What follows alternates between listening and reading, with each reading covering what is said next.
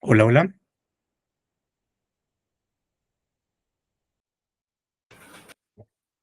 Hola, doctor, ¿cómo está? ¿Qué tal? ¿Cómo está usted? Qué gusto saludarla. Qué gusto verlo. Igualmente, igualmente. Oye, está igualito usted. Desde el 2011 a la fecha está idéntico, pero más guapo. No, mire nada más, ¿cuántos años ya? No, Fíjese pero no cuántos se años crea, y está idéntico. no se crea, no se crea. Pero bueno, aquí con la mejor disposición, magistrada. Qué lindo, ¿eh? Es un amor usted. No, muchas Estamos gracias, tan muchas agradecidos. gracias. Muchas gracias.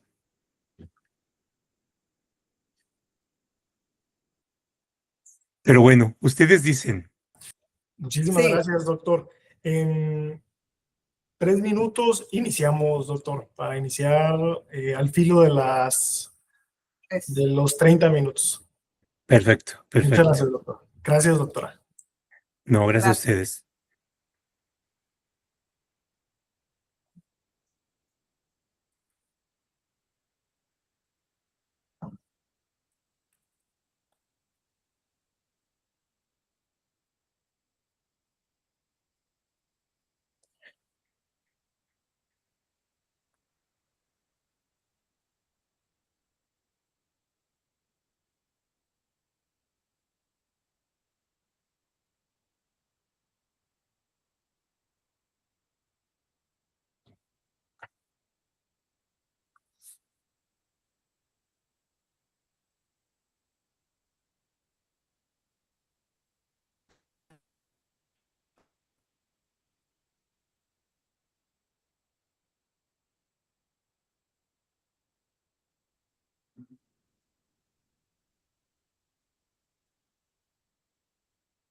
Ujú.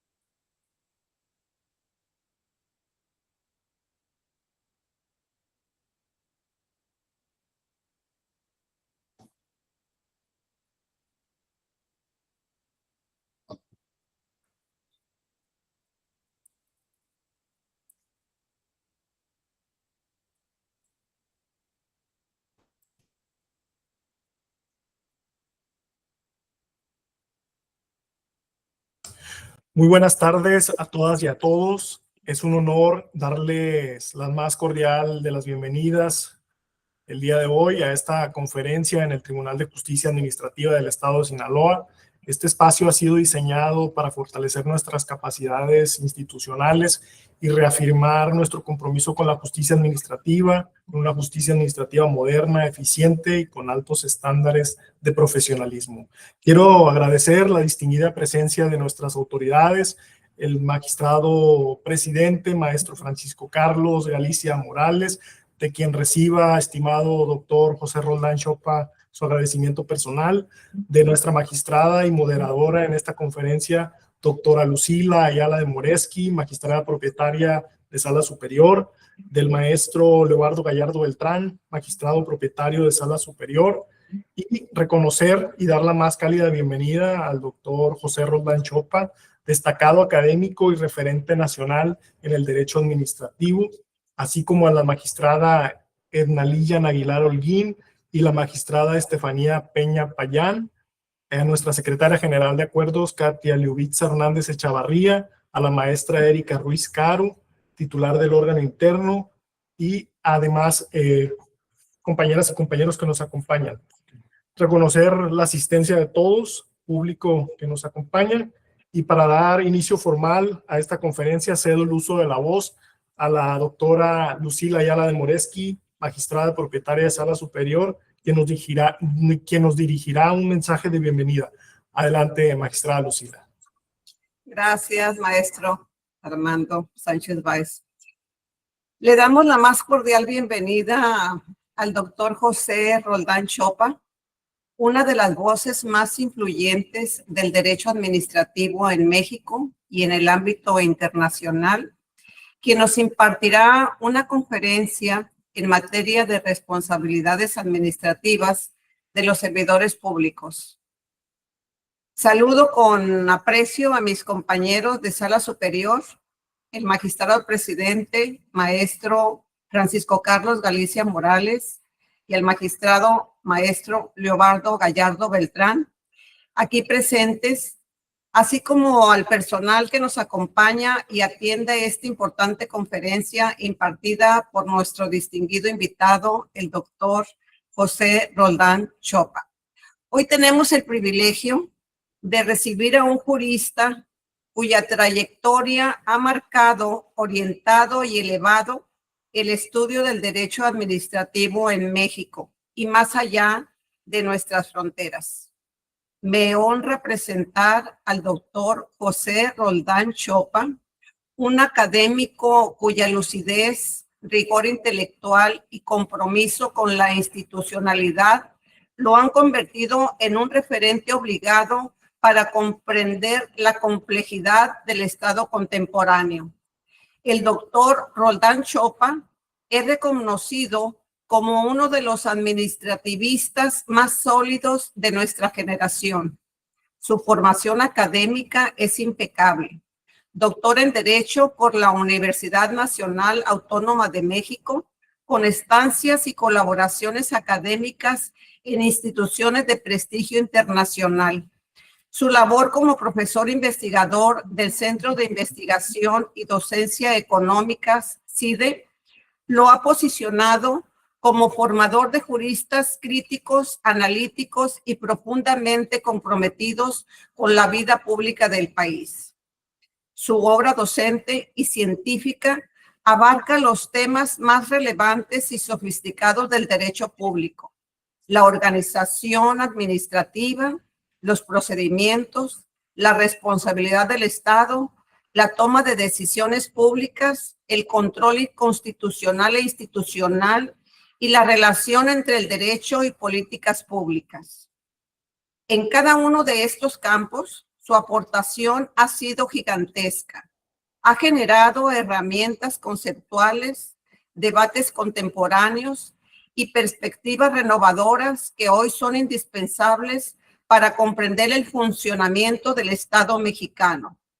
A nivel profesional, el doctor Roldán Chopa ha asesorado a instituciones nacionales e internacionales, promoviendo una visión de la administración pública basada en la legalidad, la eficacia, la transparencia y la responsabilidad. Su voz es buscada constantemente en foros especializados, organismos constitucionales autónomos, tribunales, espacios académicos y plataformas internacionales donde se discute el futuro del derecho administrativo en un mundo cada vez más interdependiente. Más allá de su brillantez académica, el doctor Roldán Chopa destaca por algo más valioso aún: su compromiso ético. Es un jurista que ha defendido siempre el valor del servicio público, la integridad institucional y la fuerza transformadora del derecho. Su pensamiento combina profundidad teórica con utilidad práctica, lo que lo convierte en un maestro que no solo enseña conceptos, sino que inspira vocaciones. Hoy, al escucharlo, tendremos la oportunidad de dialogar con un intelectual que entiende el derecho administrativo, no como un conjunto de reglas, sino como un instrumento de civilización, de justicia y de equilibrio entre el poder y la ciudadanía. Con enorme respeto y admiración, recibimos en este Tribunal de Justicia Administrativa del Estado de Sinaloa al doctor José Roldán Chopa, cuya presencia nos engrandece y dignifica. Bienvenido, doctor, y gracias por alimentarnos con sus conocimientos. Tiene usted la palabra. Muchísimas gracias, doctora Lucila Ayala. Caray, qué bellas palabras en esta presentación. Le estoy muy reconocido.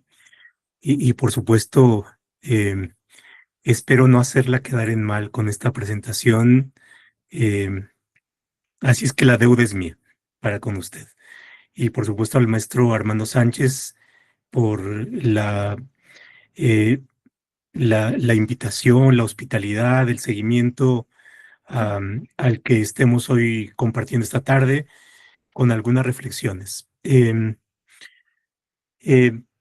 Dicho esto, quiero entrar en materia. Desde algún tiempo atrás ha estado presente en lo que estoy haciendo en los últimos meses eh, algunos temas eh, que buscan ser de mayor profundización en el estudio de las responsabilidades administrativas de los servidores públicos y que tiene que ver con las condiciones por las cuales alguien que está en el servicio público es sometido a un procedimiento y, por supuesto, finalmente se le atribuye una responsabilidad.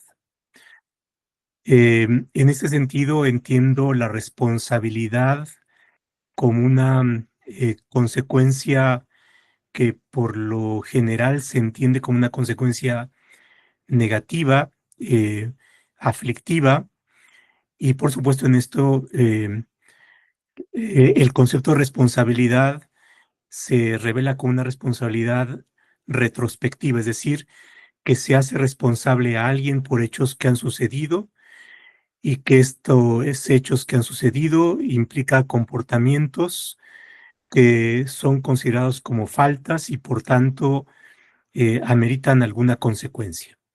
Y por lo general estas consecuencias son aflictivas y de ahí el que sean entendidas como penas, como puniciones, y de ahí, por supuesto, también que sea comprendido en términos más generales como parte del jus puniendi.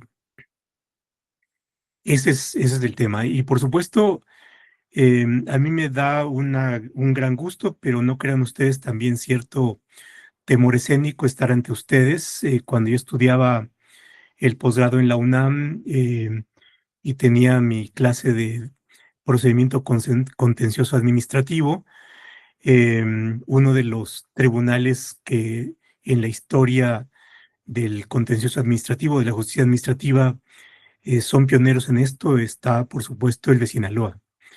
Así es que hay toda una tradición, toda una historia detrás que por supuesto me honra mucho en estar aquí con ustedes con esto. Ahora, por supuesto, estas condiciones que se requieren para que un servidor público o alguien que presta un servicio público sea sancionado, se le atribuye una responsabilidad, por las más de las veces se ha em, tomado como una sanción y por lo tanto también en esta idea de que toda sanción es una expresión del ius puniendi y el ius puniendi que es el que ha tenido un mayor desarrollo no solamente en la relevancia que en un sistema jurídico hay respecto de las penas, sino también por una elaboración teórica muy sofisticada, se ha traído a la sanción administrativa, al derecho administrativo, sancionador y particularmente al derecho disciplinario, los conceptos, los principios del derecho penal, y entre otros el de culpabilidad. En lo personal, y forma parte de las reflexiones que quiero hacer con ustedes, tengo una posición crítica sobre el que en el derecho y en que las responsabilidades administrativas de los servidores públicos, sin un ejercicio más profundo de reflexión, se apliquen los principios del derecho penal.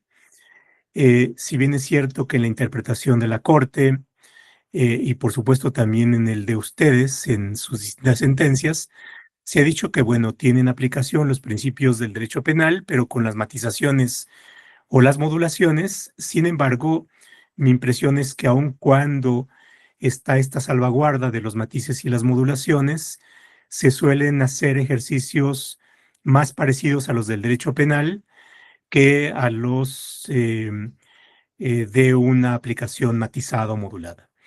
Entonces, este es el tema en general, así es que procuraré en la medida de mis posibilidades el establecer esto que es una mayor reflexión sobre las condiciones en las cuales em, es y debería ser sancionable un servidor público, y por otra parte también por qué es que tiene algún reparo mi no aceptación a la idea de que el derecho disciplinario es parte del jus puniendi, y por otra parte que deben aplicarse los derechos, los principios del derecho penal como si fuese el derecho penal.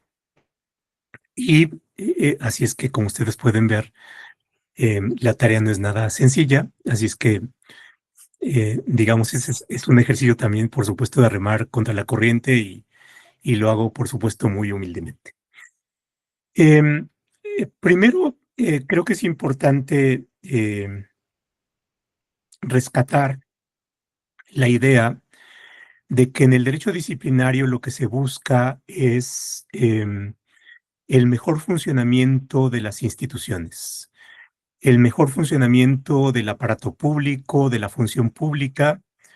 ¿Y por qué? Porque el Estado en general, las administraciones públicas, las instituciones públicas, cualquiera que sea esta, el Poder Judicial, los tribunales jurisdiccionales con autonomía, como ha sido la tradición de los tribunales contencioso administrativos en México, los congresos, los órganos constitucionales autónomos, tienen una función, digamos, en el horizonte de sus cometidos.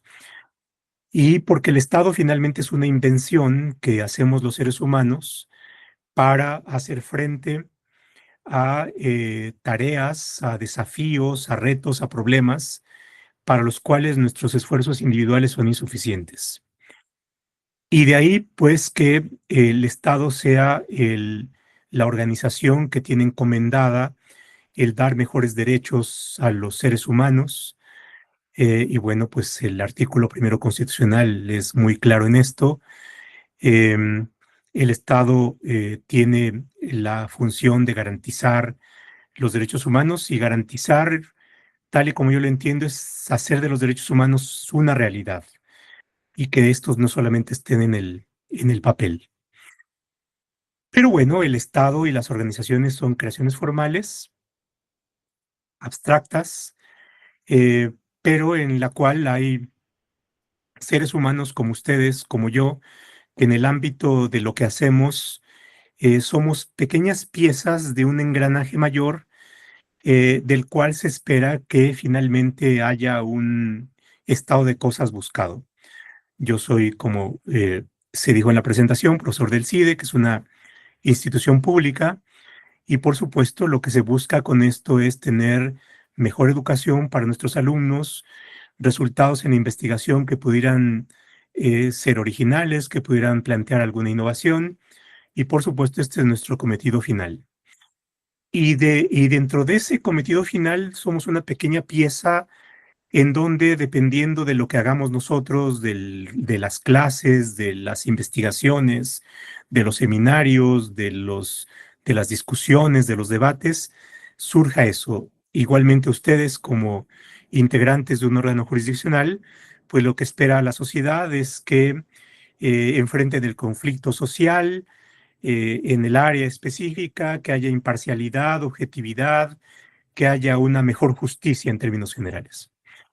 Bueno, entonces lo que tenemos pues ahí es que la responsabilidad de los servidores públicos tiene un primer marco, un primer encuadramiento, y no es entendible la responsabilidad de los servidores públicos sin tomar en consideración a la organización de la cual forman parte.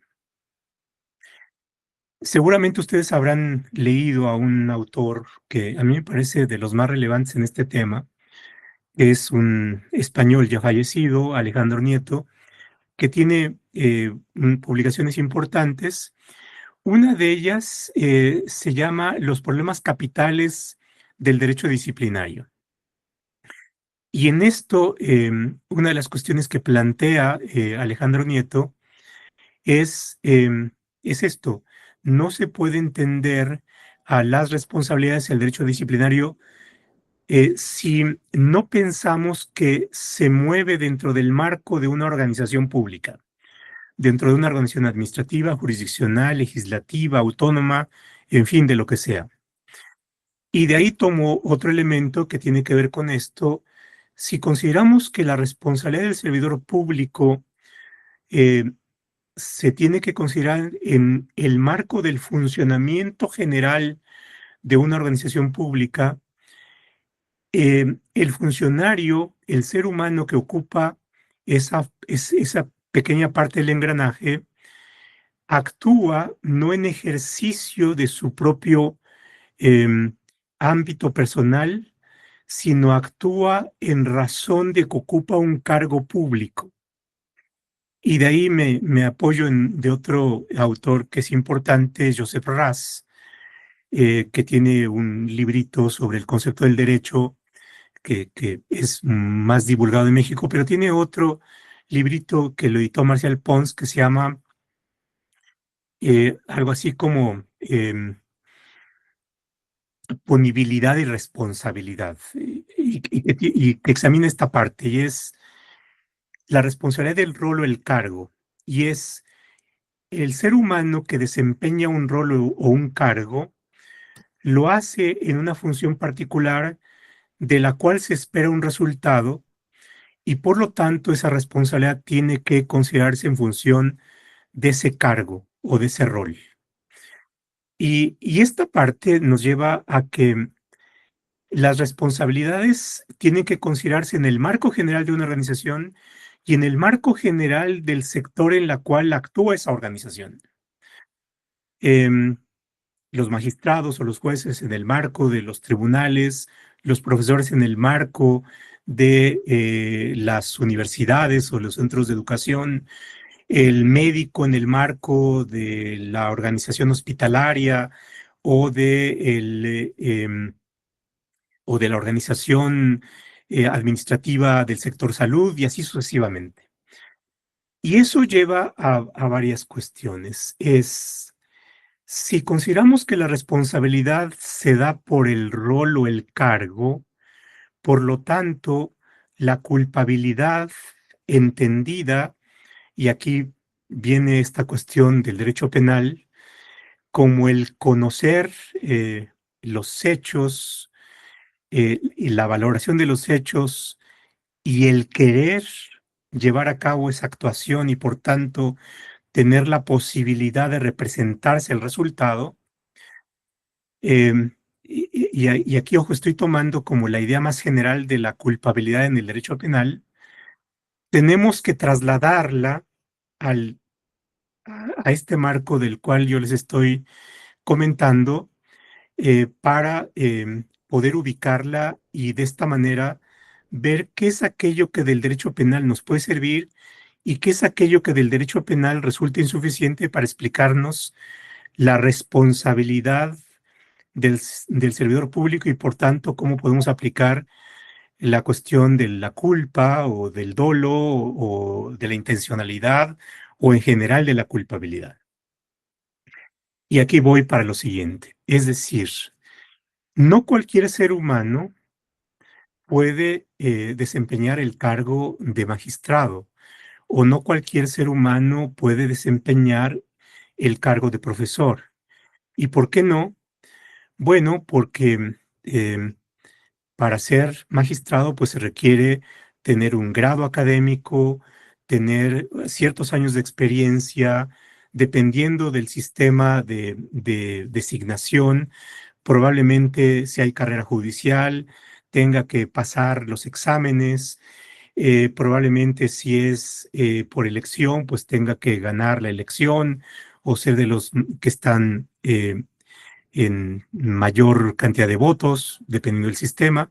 Si es para profesor, bueno, tiene que tener un grado académico, tiene que tener ciertas publicaciones, tiene que pasar un examen de clase ante un grupo, tiene que convencer a sus pares para ver que es un candidato que puede desempeñar el cargo de investigador, en fin, y eso se llama el perfil del cargo.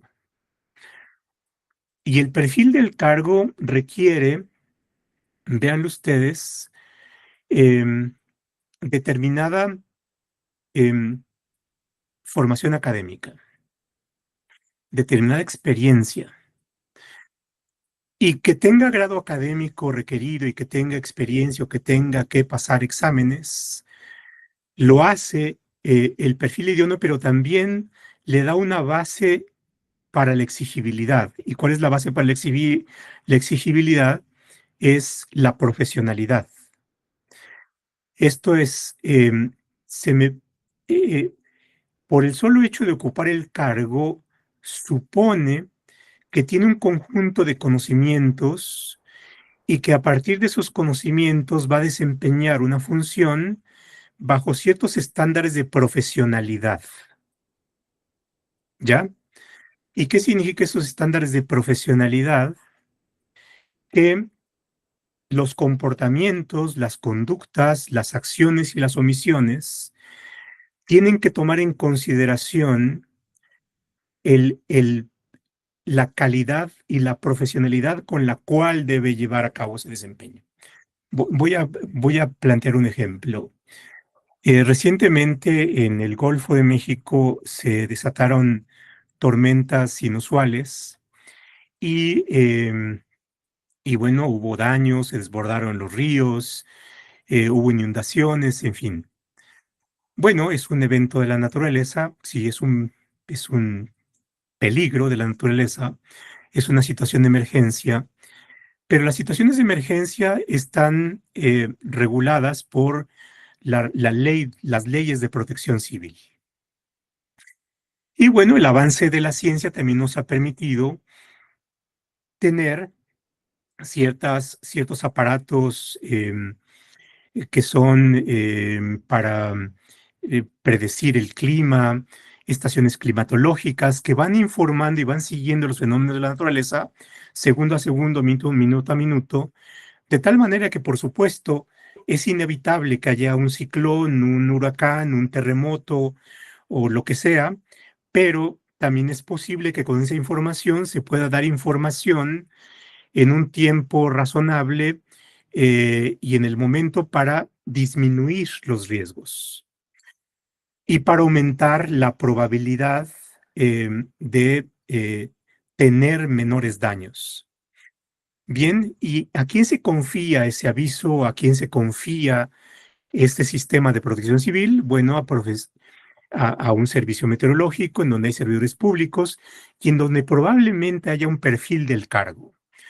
Y bueno, pues seguramente el perfil del cargo dirá a alguien que sea ingeniero o especialista en meteorología, que sepa de ciclones y de terremotos y de huracanes y de tormentas inusuales para que pueda leer los signos que va obteniendo en sus temas de medición y que pueda dar los avisos a tiempo o los avisos oportunamente para atender a los riesgos.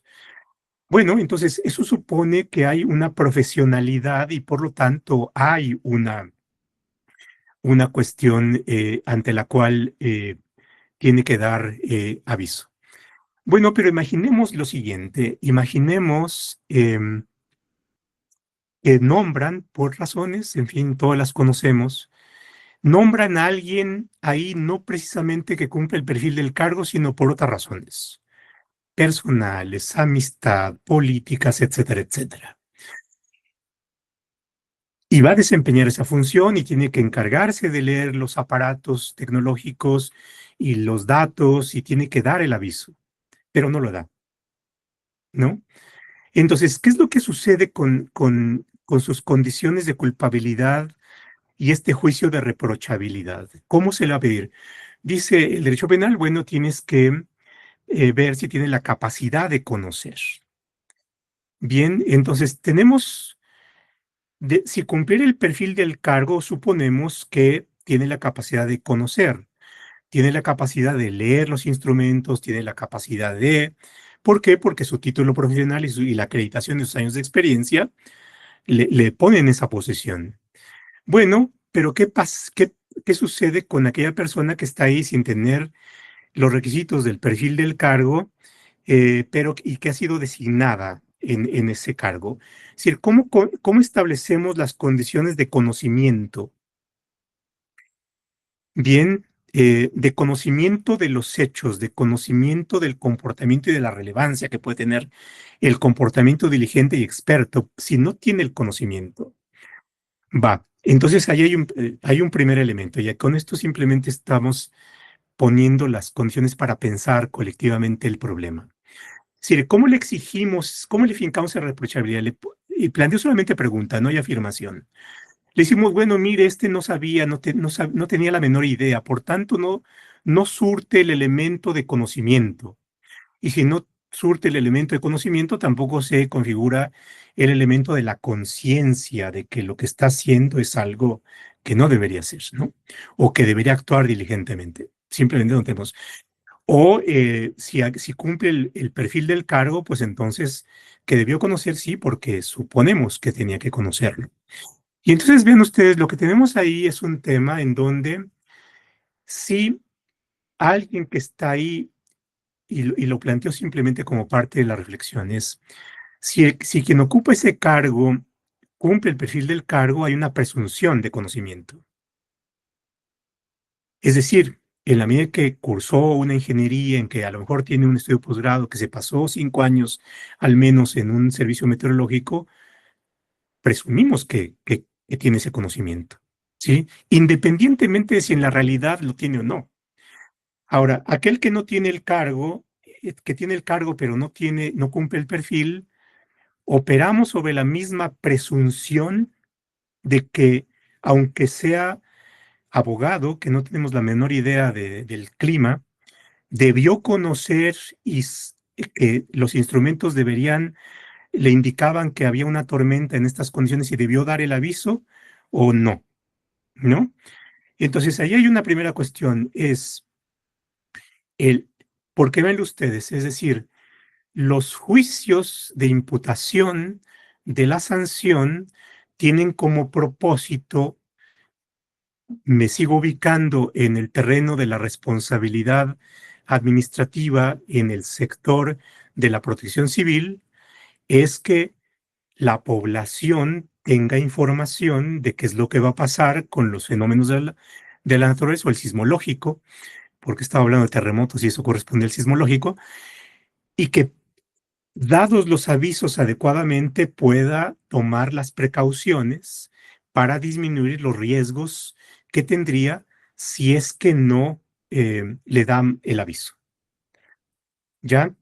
Porque eso también tiene otro tipo de consecuencias que ahorita con una digresión les diría. Y ahí viene el punto, es decir, ¿cómo es que satisfacemos de mejor manera la finalidad que se busca en la regulación específica, por ejemplo, en esta de protección civil? Disminuir riesgos, si es que sancionamos o no sancionamos a alguien, dadas sus condiciones personales, en relación con el cargo que ocupa y que debería funcionar adecuadamente para darnos bienestar. Y bienestar significa, entre otras cosas, que no suframos mayores riesgos que aquellos que deberíamos haber corrido, ¿no? Y aquí lo digo porque estos temas tienen conexión, así como si se tratara de un crucero, con otras cosas como la responsabilidad patrimonial del Estado. Vean, cuando el Estado tiene un deber de cuidado de las personas, entre otras cosas, de darle los avisos oportunamente, el dar el aviso oportunamente o no lo puede colocar en mejor situación para poder acceder a una oportunidad. Si no se le da el aviso, entonces se pierde la oportunidad. Es decir, si ya estando yo en la calle me dicen, mire, va a venir una tormenta tal, vaya y guarézcase en el mejor lugar, bueno, yo ya sé si me meto a un refugio o a un edificio con tales condiciones y demás. Si no sé, si no tengo esa información, entonces yo pierdo la oportunidad. Bien, la pérdida de la oportunidad puede ser un elemento que desencadena en la responsabilidad patrimonial del Estado. ¿Por qué? Porque lo regular, la actuación administrativa regular es que se me dé el aviso a tiempo. Si hay una actividad administrativa irregular, significa que no se me dio el aviso a tiempo y por tanto, si sufro daños, el Estado tendría que indemnizarme esos daños. ¿Ya? Entonces, lo que tenemos ahí es un cruce de caminos de responsabilidad de servidores públicos y de responsabilidad patrimonial del Estado que tenemos que alinear, que tenemos que calibrar para que funcione mejor la mayoría de las cosas. Dicho esto, yo creo que el derecho disciplinario forma parte del derecho administrativo y las sanciones administrativas o las responsabilidades tienen que calibrarse, tienen que considerarse en función de cómo tenemos los mejores resultados para que la administración pública o para que las organizaciones públicas funcionen, ¿no? Y aquí un poco viene esta cosa como ejemplo, el tema de la responsabilidad del encargado del meteorológico. Bueno, entonces, esta es una de las cuestiones que me parece que es importante ver. Y, y recalo en el tema de las responsabilidades y de la función de la Ley General de Responsabilidades. Vean, si bien es cierto, la Ley General de Responsabilidades y las leyes de responsabilidades de las entidades federativas tienen una técnica que se parece a los códigos penales, es esto, se parecen a los códigos penales y de ahí nos lleva a que em, pensemos que hay tipos. Sin embargo, esta cuestión de los tipos es, digamos, una primera aproximación, pero me parece que más allá de esta primera aproximación, dependiendo del- de la conducta o de la falta administrativa grave de que se trate o las faltas administrativas no graves, lo que tenemos es solamente en la ley de responsabilidades solamente una parte del enunciado de los deberes públicos, de los deberes funcionales. A ver, ¿qué quiero decir con esto? Vean ustedes. Em, Voy a leer una de las fracciones que se establecieron en reforma reciente. El 64 bis de la Ley General de Responsabilidades dice, son faltas administrativas graves las violaciones a las disposiciones sobre fideicomisos establecidas en la Ley Federal de Austeridad Republicana.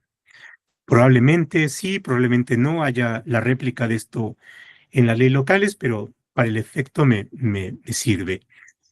La cuestión está en lo siguiente, es como el iceberg, lo que tenemos aquí es solamente una parte, pero para entender cuál es el deber funcional, tenemos que irnos a la Ley Federal de Austeridad Republicana. Si la Ley Federal de Austeridad Republicana tiene un reglamento, tendríamos que leer el reglamento de la Ley Federal de Austeridad Republicana.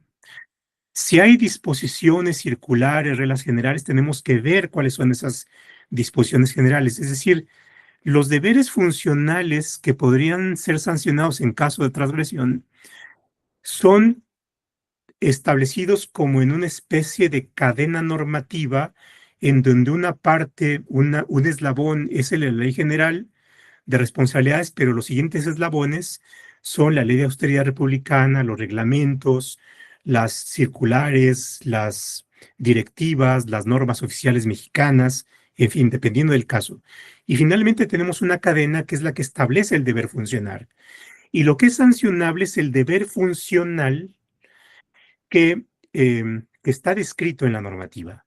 Es decir, no es la sola lectura de la Ley General de Responsabilidades Administrativas o posiblemente de las leyes locales es insuficiente para saber cuál es la falta administrativa. ¿Por qué? Porque detrás de esto hay un deber funcional que es aquello cuya transgresión es la que se estaría sancionando.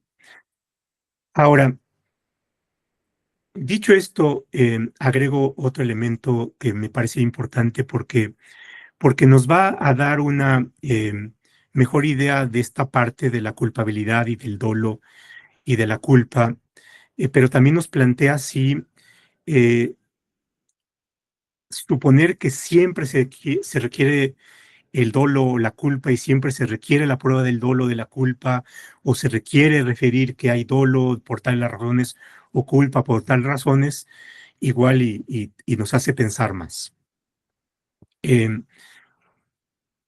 Primero, los deberes funcionales de los servidores públicos pueden tener distinto diseño normativo, distinta densidad normativa, pero también pueden estar sujetos a una diversidad de contextos en los cuales se regula esta, esta, este comportamiento. ¿A qué me refiero? Es posible que la regulación del comportamiento del servidor público se encuentre reglado, vinculado, de la misma manera que como los actos administrativos o la regulación de las conductas de los particulares, pero también es posible que haya piezas en la normativa que den lugar a conceptos jurídicos indeterminados, principios, estándares, y por lo tanto, esto nos lleva a que no siempre el comportamiento de un servidor público puede ser describible taxativamente hablando, sino que tenga zonas de mayor certidumbre, zonas en las cuales hay mayor vaguedad en la redacción o ambigüedad. Y por otra parte, también hay ámbitos de actuación discrecional de los servidores públicos. ¿Qué significa esta cuestión de actuación discrecional? Bueno, significa que el servidor público puede decidir o actuar en distintas formas, siendo estas distintas formas de actuación igualmente válidas. Y sea solamente una cuestión de criterio la que distingue estas alternativas, pero todas son igualmente aceptables. Y esta forma de actuación discrecional configura inmunidades de los servidores públicos. Y bueno, las leyes generales de responsabilidades, creo que el artículo 100 o 101, mi memoria no es tan fotográfica, se encuentra esta parte, ¿no?, de la Ley General de Responsabilidades. Es decir, cuando se trate de cuestiones de criterio en donde haya soluciones igualmente posibles, entonces, o válidas, no se llevarán a cabo investigaciones. ¿Por qué? Pues porque forma parte de la discrecionalidad. Entonces tenemos aquí que, para conocer primero esta cuestión de la capacidad de conocimiento, juega por una parte la profesionalidad, el juicio y el criterio profesional, que implica cumplir con los requisitos del cargo, pero por otra parte también la cuestión que implica si una actuación está muy bien regulada y es común seguir un instructivo, o tiene cuestiones de conceptos jurídicos indeterminados, principios estándares, y en dónde puede dar lugar a cuestiones de discrecionalidad, ¿no? Y por tanto, ahí viene la cuestión que es más complicada y que tiene que ver con los elementos de la capacidad, ¿no?, de conocimiento. El conocimiento es muy, muy, muy importante. Hace unos días estaba en la Barra Mexicana de Abogados hablando de los temas de mediación en el derecho administrativo, que ahora ya ven con esta nueva ley general se establece, y para el caso de la justicia administrativa se requiere un dictamen técnico jurídico que un servidor público tiene que emitir, y ese dictamen técnico jurídico tiene que definir si una determinada cuestión es sujeta de transacción. A partir de ese dictamen técnico jurídico, entonces, quien vaya a llevar la mediación ya tiene cierta seguridad de que puede ser mediable. Pero vean ustedes, como este dictamen es necesario, porque es posible que haya una incertidumbre si algo puede ser mediable o no, entonces el servidor público tiene en sus manos no solamente el decir que algo es mediable o no es mediable, en función de la transaccionabilidad, pero a la vez asume una responsabilidad. Y esa responsabilidad puede hacerlo sujeto de responsabilidades administrativas, pero a la vez su dictamen le da seguridad a aquel que va a mediar de que puede ser mediable y no le va a caer el OIC para que después ante el Tribunal de Justicia Administrativa haya un procedimiento, ¿no? Y entonces, ahí lo que tenemos es una diversidad de puntos en donde la definición o puede ser sencilla o puede ser no tan sencilla o puede ser francamente complicada, porque aparte de esto hay otros contextos y los contextos tienen que ver con que hay ciertos ámbitos en donde un servidor público, por tratarse de cuestiones rutinarias, pues entonces lo que, lo que hace es algo conocido y en donde no hay mucha duda de lo que tiene que hacer. Pero hay situaciones de riesgo y las situaciones de riesgo implican que hay una probabilidad de que se cause un daño y para evitar el daño o para disminuir el daño, porque no siempre el riesgo es evitable y nunca hay riesgo cero, entonces tiene que actuar en las condiciones que de acuerdo con su expertise sean las más adecuadas para atender ese riesgo y que el daño sea menor o mitigar el riesgo y que no se produzca el daño. Entonces, y ahí entran en juego una serie de condiciones. Pero también hay situaciones de incertidumbre. ¿Y qué significa la situación de incertidumbre? En que a lo mejor no sabemos bien a bien qué es lo que vaya a pasar. La pandemia nos plantea una serie de cosas. Es decir, sabíamos que había un virus y bueno, los virus se comportaban de tal manera, pero bien a bien no sabíamos qué es lo que pasaba con el virus y cuáles eran los riesgos de contagio. Y bueno, hay una situación de incertidumbre. Sabemos que hay algo, pero bien a bien no tenemos mucha información de cómo podemos actuar. Y bueno, como no tenemos información de lo que tenemos que actuar, tampoco sabemos bien a bien qué hacer en estos casos. Y hay situaciones en las cuales hay ignorancia y en donde la razón se nos acaba, ¿no? En donde tenemos que tomar soluciones trágicas. En el caso de la pandemia, el triaje es una situación en la cual, recuerden ustedes, llegaban a los hospitales personas enfermas, pero no había camas y no había aparatos de respiración. Y a lo mejor había dos personas que estaban en la misma situación. ¿Y cómo se prefería una a otra, no? Bueno, pues la verdad es que ahí la razón se nos puede acabar. Hay ciertos criterios para decidir cuál es uno y otro, pero aquel respecto del cual no se le daba cama o respirador iba a tener un fin trágico, una alta probabilidad de un fin trágico. Entonces, los servidores públicos actúan en distinto tipo de circunstancias y por tanto en eso tampoco es sencillo establecer las acciones de acción o de omisión y la calificación y por supuesto, eh, esta cuestión de la culpabilidad también es compleja para determinar la intencionalidad o la falta de la debida diligencia o de cuidado para establecer una relación de imputación, ¿no? Como ustedes pueden ver, estoy ampliándome ya demasiado con esto, perdón. ¿Qué tiempo tenemos? Si no me emociono yo. Ya nos estamos pasando, ¿verdad? Perdón. Adelante, doctor, una hora, pero tenemos No, no, tiempo. no, no. ¿Le parece bien 5 minutos y luego damos paso a... Doctor, el tiempo que usted guste, ¿Sí? adelante. Perdón. Bueno, voy hacia la parte. A ver, todo esto tiene que ver con cómo establecemos estas cuestiones de la reprochabilidad, ¿no? Y entonces vean ustedes, en el caso de los ejemplos, he incorporado varios temas, es decir, uno, que hay una responsabilidad por el rol o el cargo. Eso nos lleva a ubicar a las responsabilidades en el contexto del derecho administrativo y del funcionamiento de las organizaciones. Es decir, es algo más que sancionar o punir. Al derecho penal lo que le preocupa fundamentalmente es la consecuencia em, punitiva ante un comportamiento ilícito.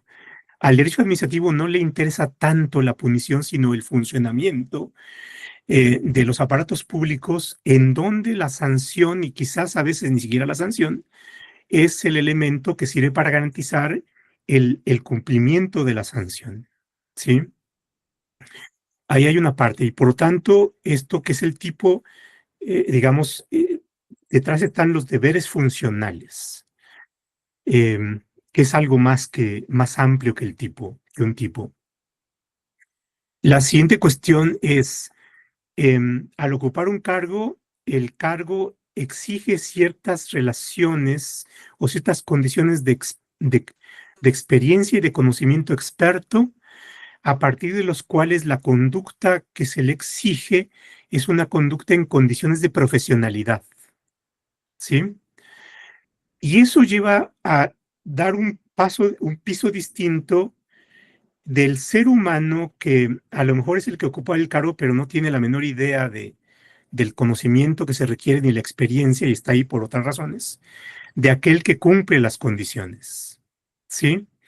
Y entonces, si el juicio de reprochabilidad se va a dar como si cumpliera el perfil del cargo, aunque el ser humano que actúa realmente no tenga la menor idea del conocimiento, entonces lo que tenemos es que vamos a actuar sobre una función de una presunción de que si no conoce, peor para él. Es decir, debería conocer porque al aceptar desempeñar ese cargo, también se colocaba en la situación de cumplir con el perfil del cargo y conocer cómo deber actuar aquel que debe ejercer el cargo.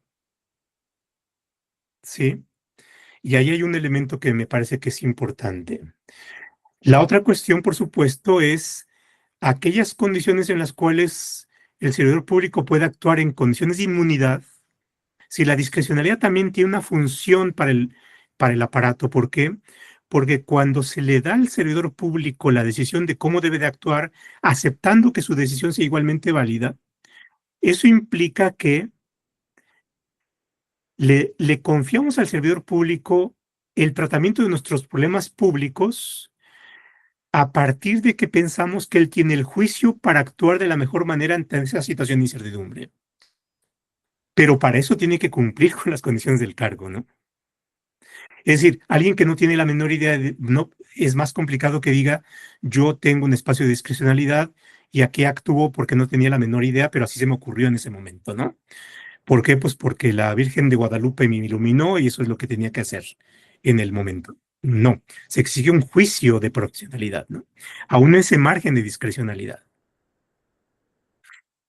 Y bueno, pues entonces ya aquí establecemos el otro elemento de inmunidad y por supuesto las cuestiones en las cuales puede haber una situación mucho más precisa, pero no siempre la situación mucho más precisa es la que tenemos en esa regla o en ese deber funcional. Ahora, eso no significa, y ahí viene un tema que es importante, em, sacrificar la seguridad jurídica.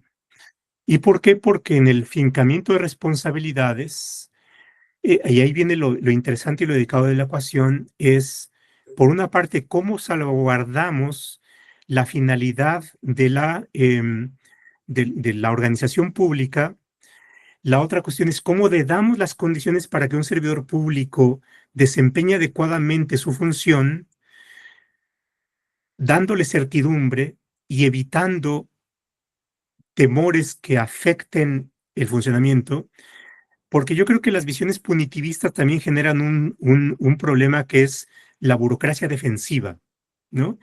¿Qué significa esto de la burocracia defensiva? Cuando un servidor público vive amenazado por el OIC y porque todo puede ser responsabilidad, entonces se le van generando temores, por ejemplo, el temor a la firma. Nadie quiere firmar y todo lo delega o que venga el suplente y que lo firme, o genera mayores estudios o pide que se creen comités y entonces eso alenta el funcionamiento de la administración y entonces también tiene un efecto contraproducente cuando tenemos una visión demasiado punitivista, ¿no? Porque tiende a paralizar el funcionamiento de las administraciones o del aparato público. Y por supuesto también los seres humanos son seres humanos que tienen su psicología y van tomando decisiones de distinto tipo, entre otros esta cuestión de cómo me defiendo y cómo evito caer en posibles responsabilidades. Pero eso tiene una consecuencia no necesariamente virtuosa para el aparato público.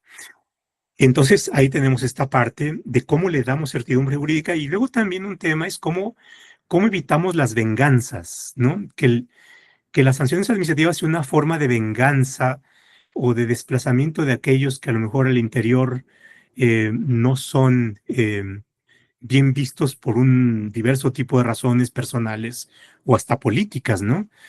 Entonces ahí viene un tema de la certidumbre del servidor público, también tiene que ser la certidumbre del funcionamiento y del adecuado funcionamiento de los aparatos públicos. Y ahí viene este ejercicio de calibración en donde yo creo que el derecho penal, en la medida que tiene una función y que debe ser esa función, la de punir, eh, no necesariamente es en el sistema la más adecuada para cumplir los fines del derecho disciplinario que tienen que ver con el funcionamiento del aparato público y de la autoprotección de ese aparato público, por supuesto, de aquellos errores de funcionamiento o patologías de funcionamiento que se dan al interior. Y ahí es donde viene este tema. Y para terminar, es en ocasiones, por supuesto, las distintas figuras que hay en las sanciones nos pueden llevar a la relevancia del dolo, de la intencionalidad, particularmente en faltas administrativas graves. En el caso de la culpa, bueno, ustedes muy bien saben, al menos en la ley general, que es relevante, por ejemplo, para que una conducta que pueda causar un daño, pero si es un tema más culposo y no intencional, entonces pueda considerarse como falta no grave, en fin, va teniendo su relevancia, pero hay cierto tipo de faltas en donde, eh, al menos en lo personal, en mi lectura, no me resulta claro em, la, la, la ubicación del dolo y la culpa. Por ejemplo, pensemos en lo siguiente, es en la declaración patrimonial, ¿ya?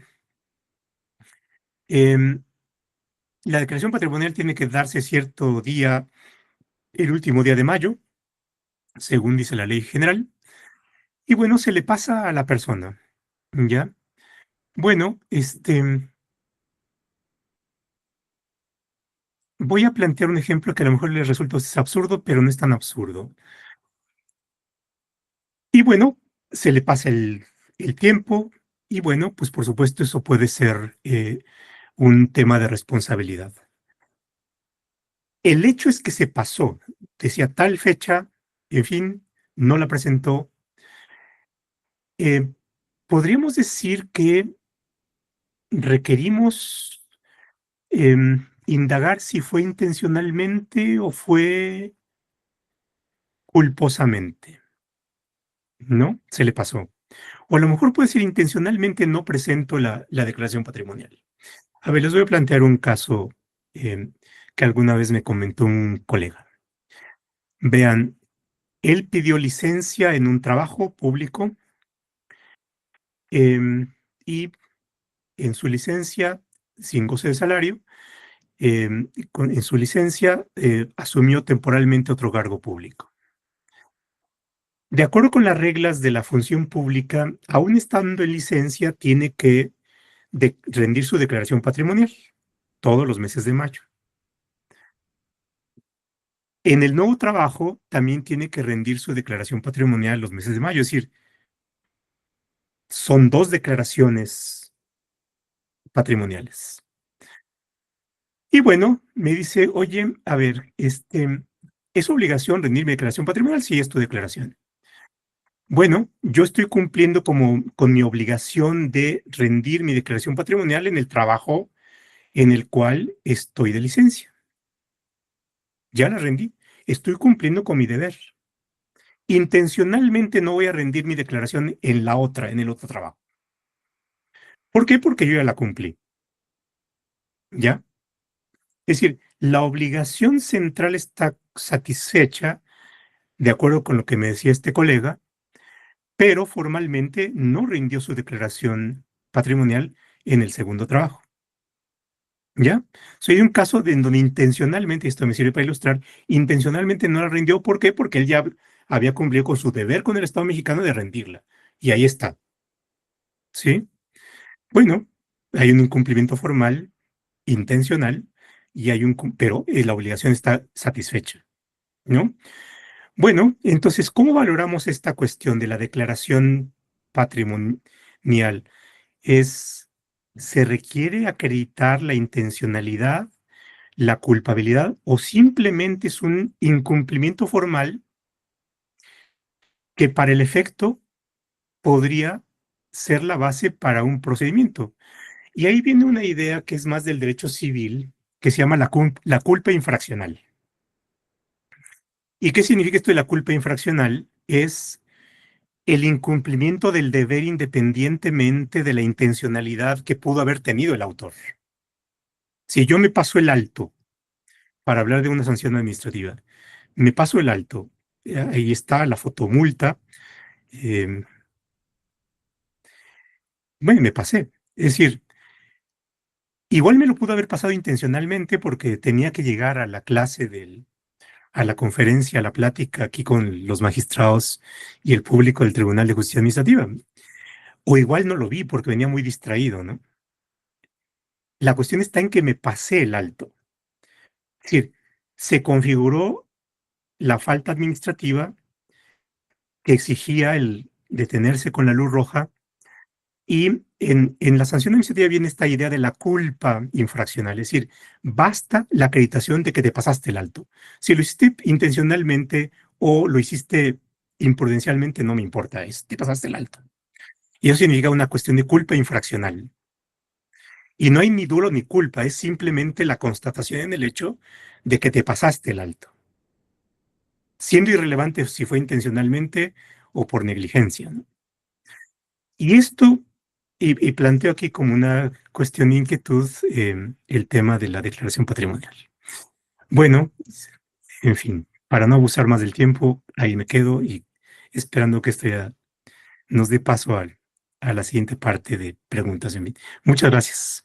Gracias, Estimado, magistrada Lucila Yan. Al estimado contrario, Juan, muchísimas gracias por su tiempo. Al contrario, para nosotros es un privilegio poder escuchar sus conceptos y sus conocimientos en materia administrativa y de derecho disciplinario. Damos espacio para preguntas y respuestas. Si alguien de los presentes tiene alguna observación, una cuestión que desee plantear respecto a la conferencia, adelante. Favor de levantar su mano.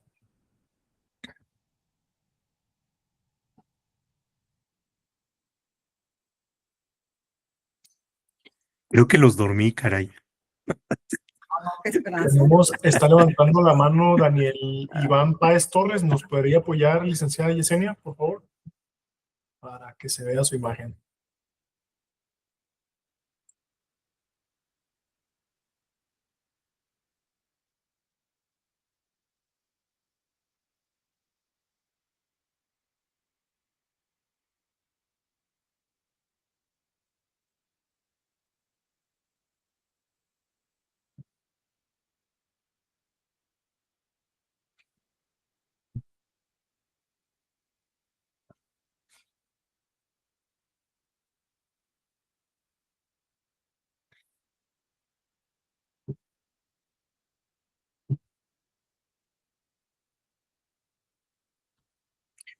Perdón, no escucho, ¿eh?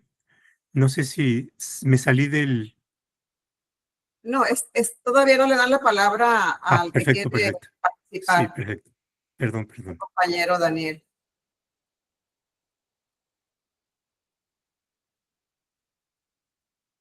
No se te escucha, Sánchez. Listo, doctora. Están trabajando para poderle dar la palabra al licenciado Daniel Páez Torres.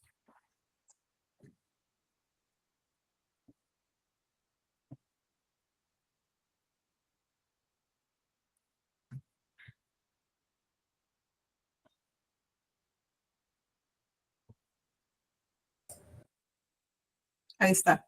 Hola, ¿qué tal, doctor? Hola, ¿qué tal? ¿Cómo está usted?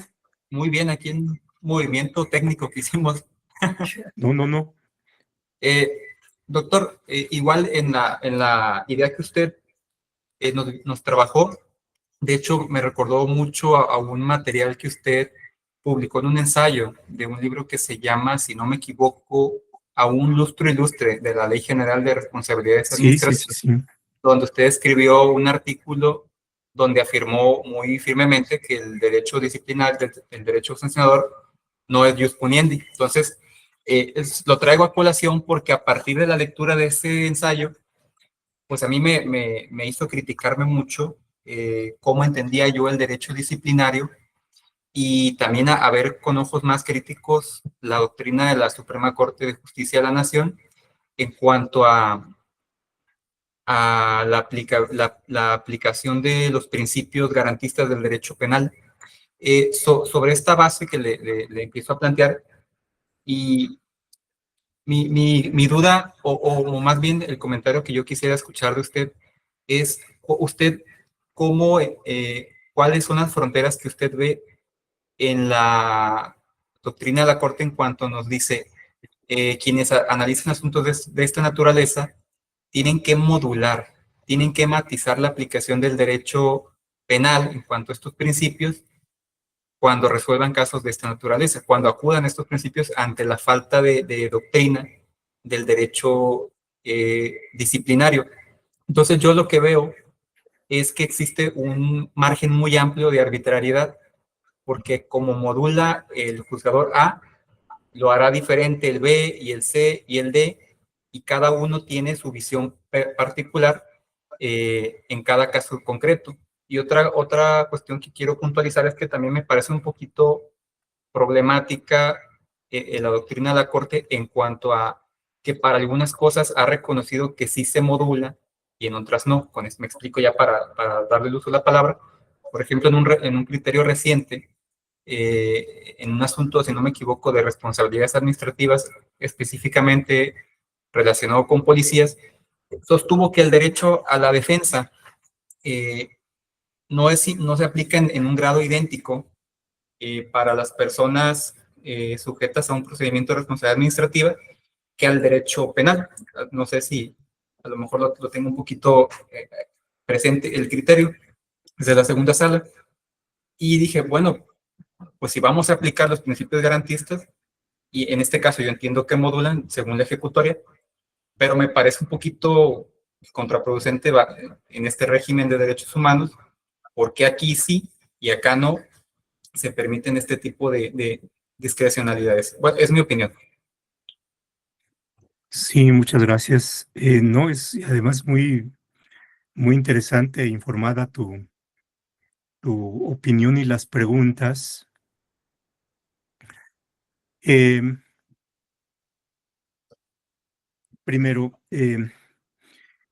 creo que nuestro estado de la cultura jurídica nos da un estado de cosas en donde el derecho penal tiene una elaboración extraordinariamente sofisticada, si la comparamos con la reflexión que en la academia tenemos de la sanción administrativa en general y de las disciplinas, las sanciones disciplinarias en particular. Em, y en México, digamos, tenemos poco. Em, por supuesto, estos textos colectivos que usted refiere, los trabajos del maestro Gándara o del profesor Delgadillo, pero en general van hacia esa idea bueno, el profesor Gándara no tanto, pero hacia la explicación más penalista de las sanciones. Em, Regresando un poco a Nieto, tiene un libro que me parece muy, muy bueno, que se llama El Derecho Administrativo Sancionador de Tecnos, de Editorial Tecnos o de Marcial Ponce, no me acuerdo cuál de las dos. Em, dice, bueno, lo que tenemos en este momento es eso del derecho penal, entonces, mientras no desarrollemos un conocimiento alternativo, seguiremos apoyándonos en el tema del derecho penal como, como, como si fueran unas muletas, ¿no? Porque tenemos que hacer esa traslación. Pero, y hay una afirmación muy dura, que no sé si decirla acá, em, la voy a decir menos fuerte de lo que dice. Si mientras no hagamos eso y si aplicamos la teoría del derecho penal a las sanciones administrativas, entonces terminamos teniendo un derecho con minusvalía, ¿no? Sería tener un problema de minusvalía.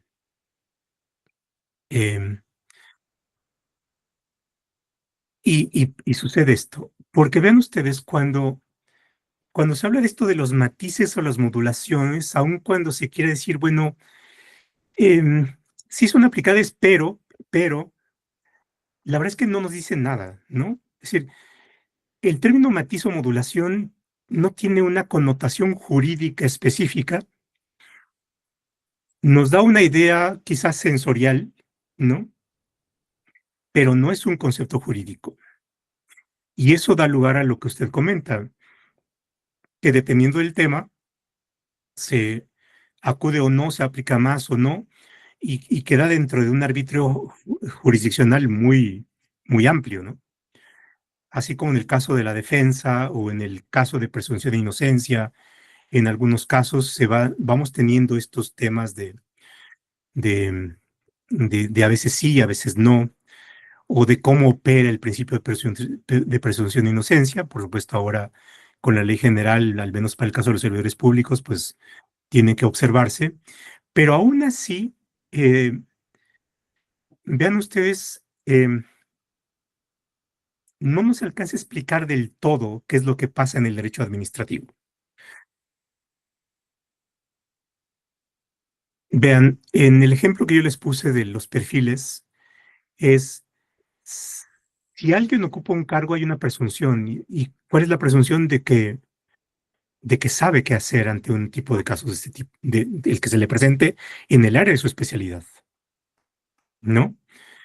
Y entonces eso ya nos establece un piso para la presunción de inocencia. Y un piso también para esta cuestión de la reprochabilidad, ¿no?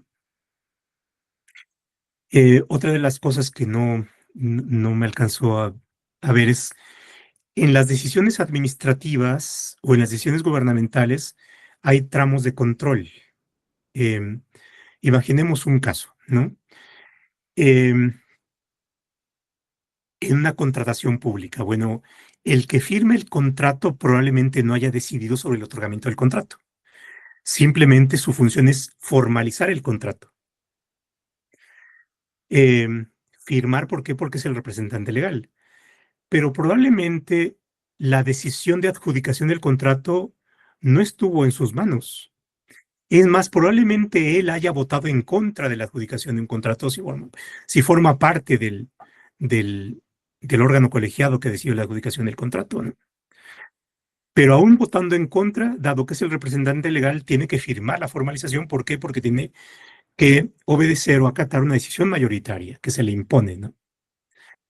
Bueno, entonces vamos teniendo tramos de control y esos tramos de control también nos van dando un elemento en el cual tenemos que ver qué tanto le podemos reprochar en ese tramo de control, ¿no? Porque posiblemente, digamos, si ese contrato se le adjudicó a alguien que tenía una relación de parentesco con alguno de los miembros del comité de adjudicación y él no sabía esa relación de parentesco, pero él celebró el contrato, ¿hasta qué punto podemos establecerle una consecuencia de la posible ilegalidad que haya en esa contratación, ¿no?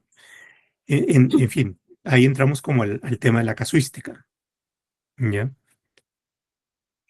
Bueno,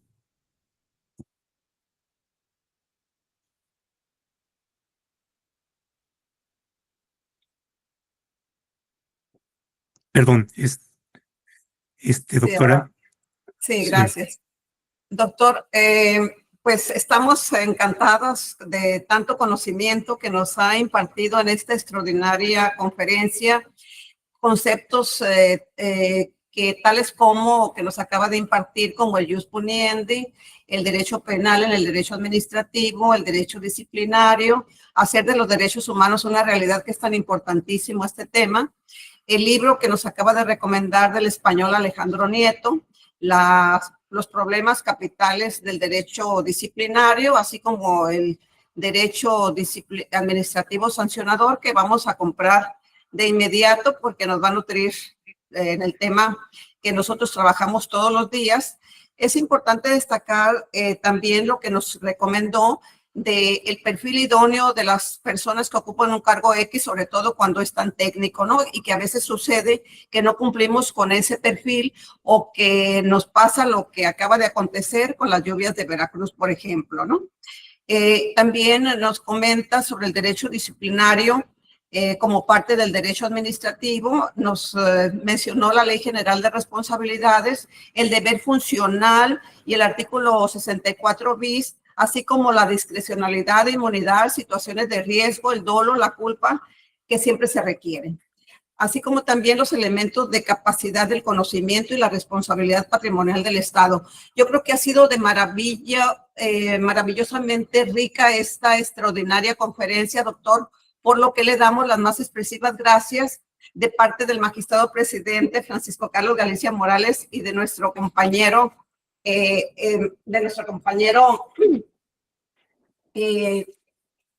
magistrado maestro Leobardo Gallardo Beltrán. Es importante destacar y mencionarle que le hemos realizado un reconocimiento que le vamos a mandar a la Ciudad de México, que a la letra dice: Tribunal de Justicia Administrativa del Estado de Sinaloa otorga el presente reconocimiento al doctor José Roldán Chopa por compartir con generosidad su profundo conocimiento en materia de responsabilidades administrativas de los servidores públicos, por su destacada trayectoria académica y profesional en el fortalecimiento del derecho administrativo en México. Su vocación docente, rigor académico y compromiso con el servicio público inspiran y elevan el ejercicio de la función jurisdiccional. El Pleno de Sala Superior y firma el maestro Francisco Carlos Galicia Morales como magistrado presidente, la doctora Lucila Ayala de Moresky, magistrada propietaria, y el maestro Leobardo Gallardo Beltrán, magistrado propietario. Y le agradecemos profundamente que nos haya nutrido usted, que es de los más conspicuos juristas mexicanos en el derecho administrativo y constitucional, por lo cual estamos sumamente agradecidos. Magistrada, muchísimas gracias. Magistrados, muchas gracias, muy honrado. Y por supuesto recibiré el reconocimiento con el mayor de los gustos.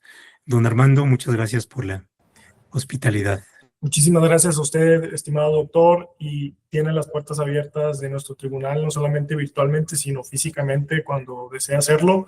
Por acá lo esperamos el próximo año pueda ser una realidad. Lo comentaba con el magistrado presidente, la doctora Lucila Ayala de Moresky, y el magistrado Leobardo.